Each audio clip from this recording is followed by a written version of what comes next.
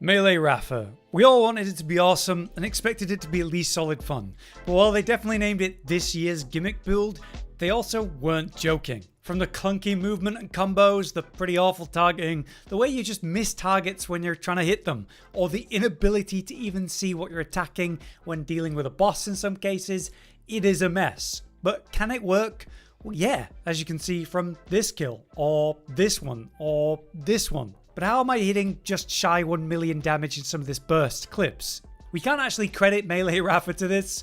While we do stack a lot of damage and build a lot of power, unfortunately there's one secret source that's causing this. It's the bug with this specialization passive, Groundbreaker. It lets you stack non-melee damage and then spend it in one ungodly hit through kinetic melee damage. By stacking out melee damage power as much as possible then, we do encourage this and synergize with it. It's still a build, but the bug here is that it's letting you stack up the concept infinitely, and that's why it reaches such silly heights. You know, if it was actually capped, it'd still be really good, but it wouldn't be this ridiculous. But this does mean you can play Melee Rafa at the moment and do this kind of damage. You can see me still cleaning house against packs of enemies without an issue, or killing these mini bosses super well. That's not the bug. But if you want to kill real bosses on Ultima Vault Hunter level 5, you're gonna need the juice that something like Groundbreaker provides. Let's start with your equipment, the weapons, of which I've got 4 different types here. We have a kinetic focused weapon, we have a fire focus, we have a shock, and we have a corrosive focus. Kinetic damage is the universal kind of default damage, and it does the best against everything on average, where fire does incredible against flesh damage, but is weaker against other aspects like your shields and that kind of thing. Having a setup for all 4 is nice, because what you're going to do is put that into your weapon. This is through Collaborate Ignition, an important passive, where while we're in overdrive, we get bonus damage with skills and ordinances in the element of the current gun while overdrive is active. So you choose the gun, then you press the action skill, and then it powers up your attacks. So with the weapons, you're choosing which you're going to power up your melee attacks with. Kinetic damage, fire, shock, that's the idea. So you need a weapon for each of those. Since all of our damage is coming from the action skill itself, whatever's on the weapon doesn't actually matter. It's just the main element that goes into it. So we got fire one here and the rest doesn't matter. But 99% of the time you're in melee mode anyway. I will say at least this, sniper rifles can come with an underbarrel mod. This alt fire is target marker. So you shoot a target and then for 8 seconds it's got this debuff on it that makes you deal increased damage to it. It's a pretty hefty 35% damage increase for those 8 seconds, so you can open a fight with it. But because of the stacking concept, it's really not that relevant. It's just about the only thing we can really suggest. I did test the stacking damage with Hot Slugger.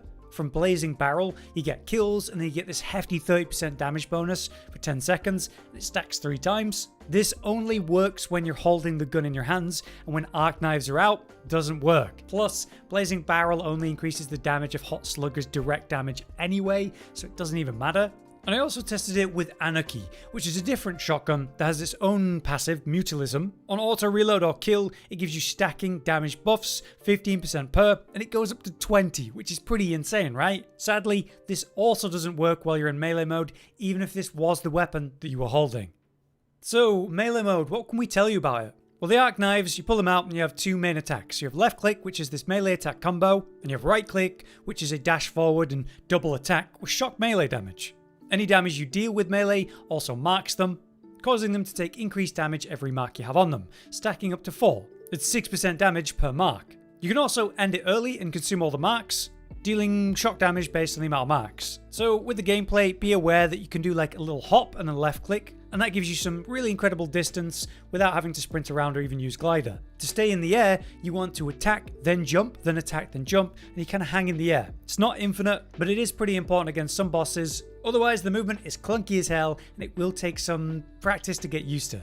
So let's go through the skill tree and everything we've got and why. We've really min-maxed this as much as we can. We've tried it in a lot of variations, I can assure you of that. I've been at it all day, and this is the best we've got. So first up we have Handshake Deal. It increases gun damage and melee damage. Melee damage is obvious, but why gun damage?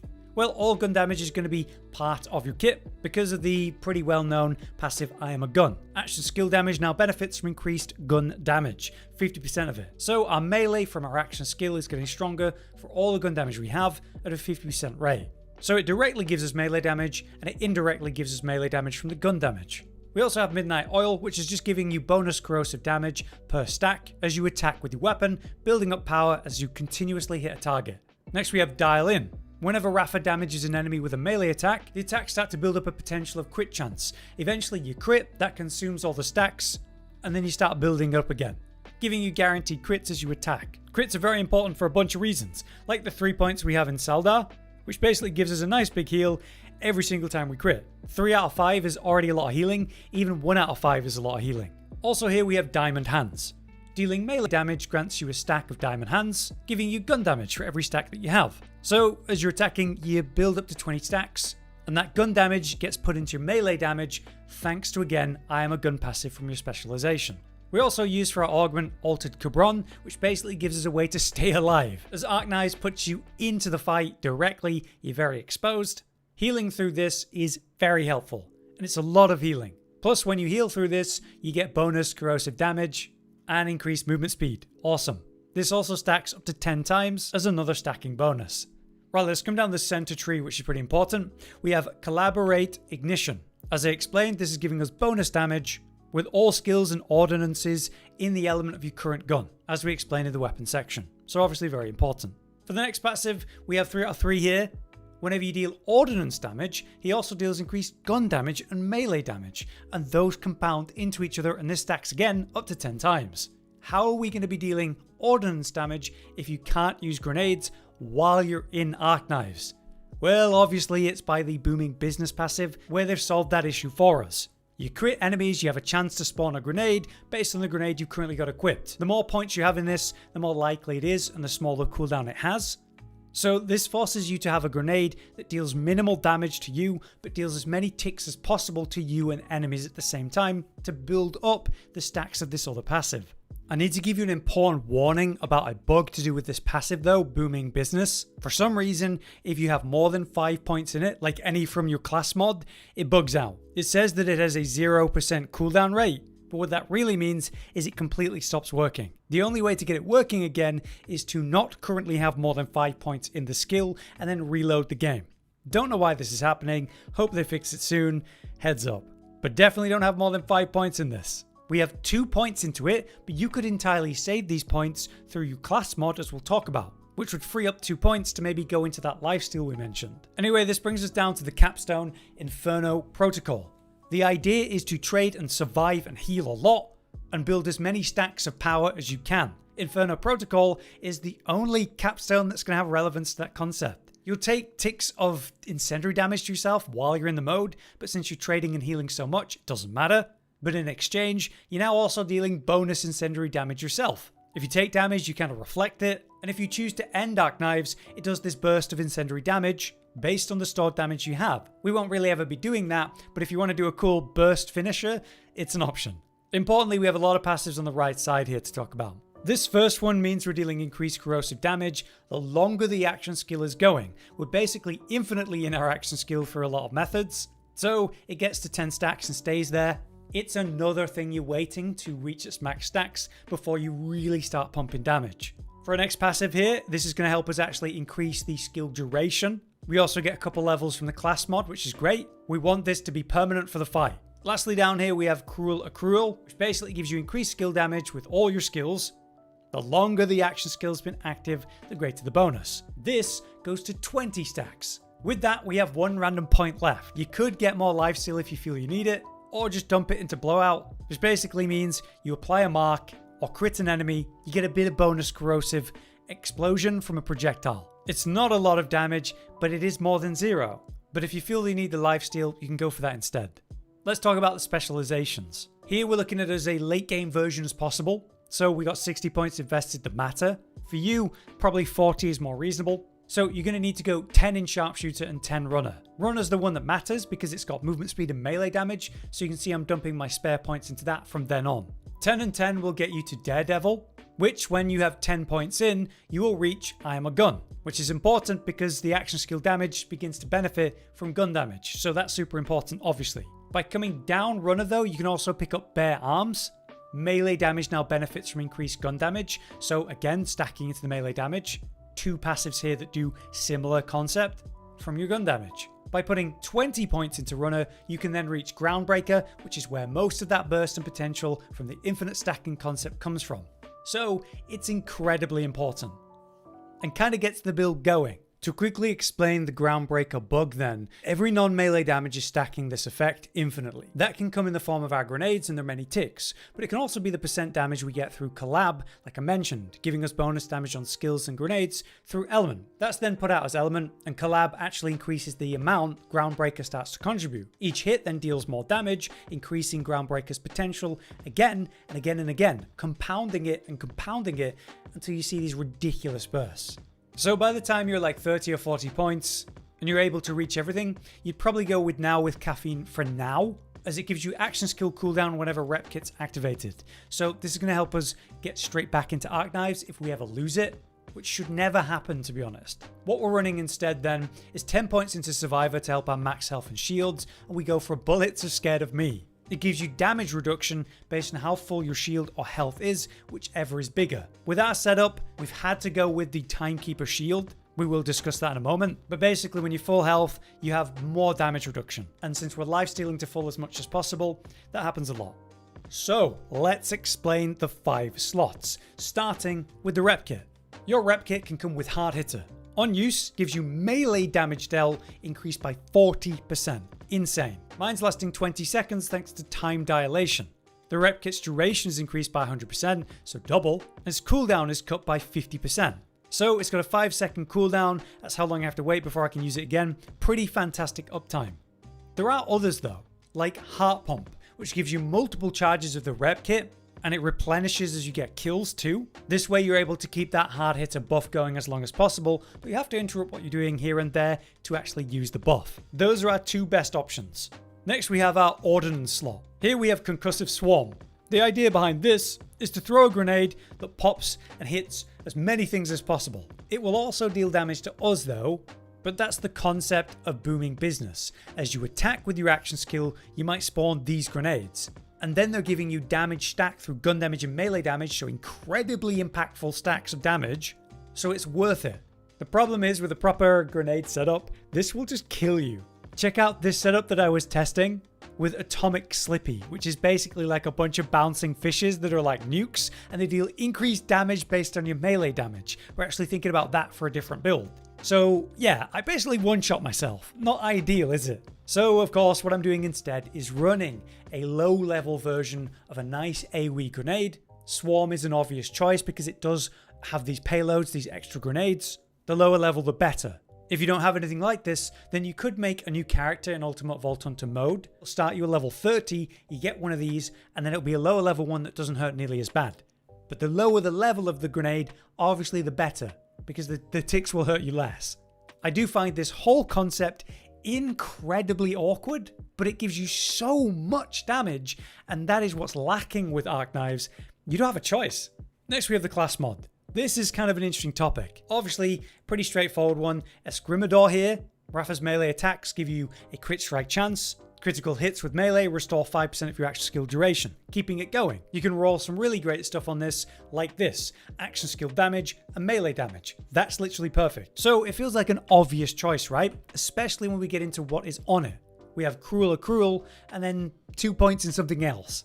The reason we care more about the potential 5 rolls in Cruel or Cruel here is because it gives us that increased value to the max stacks of 20, the longer your action skill's going. So it's the most important thing we can get. The other 2 points can go in a bunch of different things. Honestly, action skill duration's not bad. But again, if you were to take those 2 points and put them somewhere else, it could go to booming business, saving you the 2 points here, then you could put them here in Saldar for the lifesteal. But I did say there's some interesting stuff here. Devastating Dancer, the one that I've been using for my Ricochet Rafa. This means your overdrive doesn't actually continue once you end Arc Knives, but it means your overdrive bonuses are doubled. So it goes from 10% to 20% damage on everything and 50% movement speed. It's amazing. But then if you get rolls on this that matter, it's incredible too. You got Temerio here and Soltato. Let's have a look at those passives in the tree. Temerio gives you increased gun damage and it stacks while you're in overdrive and it lasts as long as possible, reaching 10 stacks. But it's gun damage, don't forget, so you get half of that into your melee damage. Ultimately, it's very competitive with Cruel or Cruel. It's almost like the same concept. but it costs a lot to actually make this happen. Why you might consider it is that 1 point you're going to get also from the class mod into Soltado. It's a kill skill, doubling overdrive bonuses again for 8 seconds after each kill. So we go from 10 to 20% damage bonus to potentially 40% damage bonus. In our testing, we found that the Devastating Dancer is better from mob clear. If there's any ads you can go kill, it's such a big damage bonus of movement speed, it's phenomenal for like your open world general gameplay. But for single target, absolutely not. So technically the best thing you could do is run Devastating Dancer in a slightly different build whenever you're in the open world and mobbing and that kind of thing. Then whenever you're farming bosses, you go for this setup and respec slightly for that. But it'd be really unreasonable for us to recommend you respec like pretty often, be very expensive. But I at least wanted to talk about it because we spent a lot of time trying to work out what was better. Right, next up we have the shield. Straight up, it's just Timekeeper's new shield. I wish it was more exciting than this. It's very well known that it's a great shield, especially when you're like just getting into the game. It just takes away all your shield and puts a load of health, and then it gives you damage reduction on the health you have and health regen. This leans into our whole lifesteal concept, so it's kind of a key point of our survivability. What I was desperately trying to make work all day was this, heavyweight. It comes with bare knuckle, so on melee hit you consume an armor segment, and for that you get 100% melee damage, and when the shields are empty you get another 50%. And it can come with rolls like Spunky, which is an extra 20% damage dealt, scaling with your broken armor segments. Plus on this roll I've got movement speed too. And we're doing a setup where you basically refresh the shield super quick by actually dipping into the red tree and going for shield barriers. We also dabbled with Seer and some benefits over here for helping us maintain the action skill. It was fun and all, but your survivability was awful. Let me just show you. So basically you've got it right. Every attack you break your shield, so you have a smaller health bar and you've got no shield the whole time you're attacking. Yes, I'm dealing lots of damage, but I'm so vulnerable, then my own nade is nading me, it just didn't work. So the damage potential there was great, but we could not make it work. So for the sake of survivability, which is what I was struggling with, it's just Timekeeper's shield. Lastly, something really sad that I hope they do something about is the enhancements. Nothing here matters. All these like weapon part mods and benefits that are so impactful for like every other build are completely irrelevant for arc knives. For some reason, there's no mod that actually helps arc knives, and I don't know why, because it seems kind of an oversight. At best, you just have an enhancement that gives you gun damage, melee damage in any form. Maybe it helps action skill, anything that's like relevant, but there isn't much. So the enhancement slot feels so wasted, and other builds get so much out of this slot, so it sucks. Lastly, let's talk about firmware really quick. We've got 3 out of 3 Action Fist and 2 Real Big Fist. Basically, Action Fist gives you melee damage and action skill damage for a level 1 and 2. Obvious, amazing. But then it also gives you an on-kill effect. Your action skill damage is increased by 25% for 8 seconds. So every time there's a mob in a boss fight, just go kill it, come back in, and then after 8 seconds, go kill another mob. We have the auto kill bonuses, so it just works perfectly for the build. Then there's a Real Big Fist.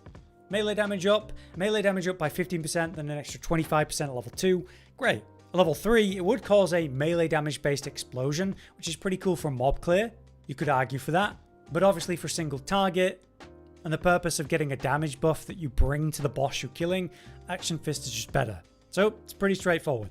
But yeah, that's it. That's what we've been doing and all the different stuff we've been testing and why it worked out or why it didn't. If you're hoping for some advice on gameplay, basically you just open the fight, wait until the boss is about to become targetable, and then throw the grenades to get that stacking damage buff. You could apply the sniper underbarrel shot I mentioned to increase the damage taken for 8 seconds, but by the time your damage is stacked up enough to be relevant, that buff has long run out. So you just make sure whatever gun is in your hands is relevant to the target. So a fire gun for, flesh damage, shock for shield, corrosive for armor, or safe bet, just go with a kinetic weapon. It'll work against all of them. We make sure to use the damage stim once we've stacked up all the damage buffs from all the other sources. So at the bottom left, you see that I've got stacks of 10, stacks of 20.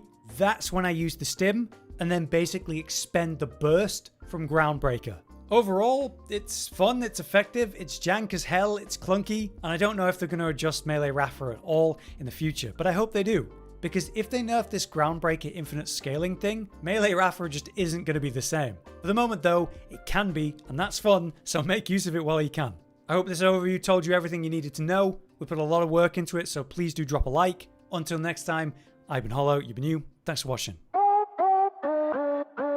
Josh, Cotton, and Hollow with the videos, dropping the humor like a hammer on your tippy toes, bringing entertainment on a daily arrangement to take our insanity and turn it into entertainment. Yes, I said entertainment twice, to reiterate that it is nice to look into your faces on a mostly daily basis when you let us in your homes to make the whole world a stage.